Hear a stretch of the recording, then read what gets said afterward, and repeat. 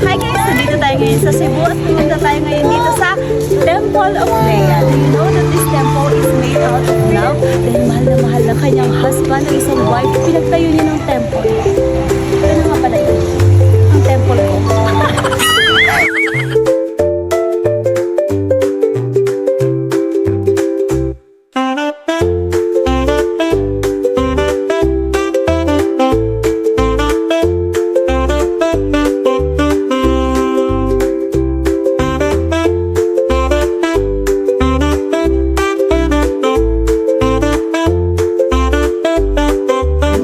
Nakakita ka na ng guard sa sobrang tapang.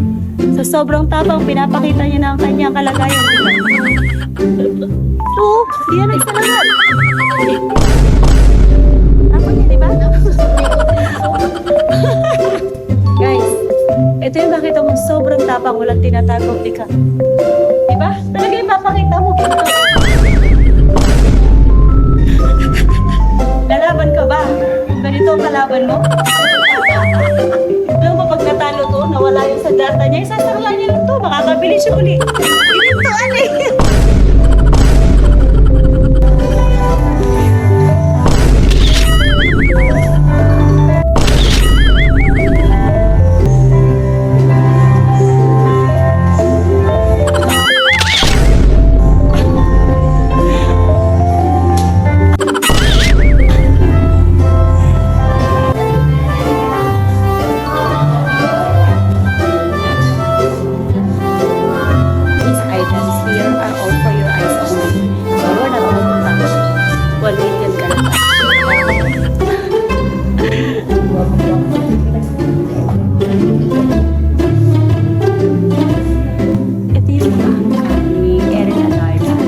Pinatayo ang Temple of Lea out of love.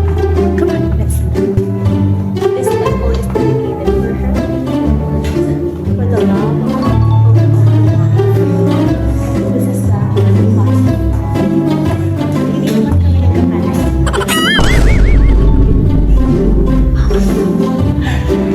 Sabayan mo rin ako nito lang ganda. Hi guys, do you know that this is the mother of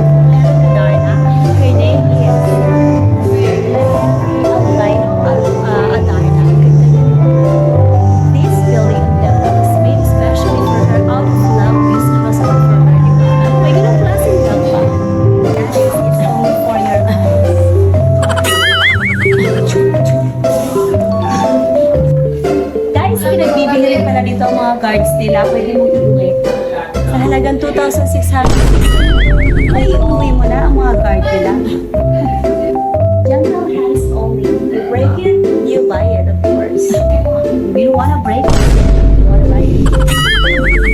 Florella, 1.5 million each. Equivalent to house and lot already. 3 million total. Karami nila.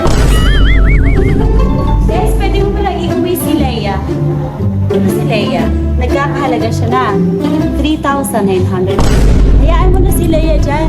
3,950. Guys, dito sa Temple of Lea, kapag napapagod or nagugutom ka sa kapasya sa taas, sa baba ay merong restaurant na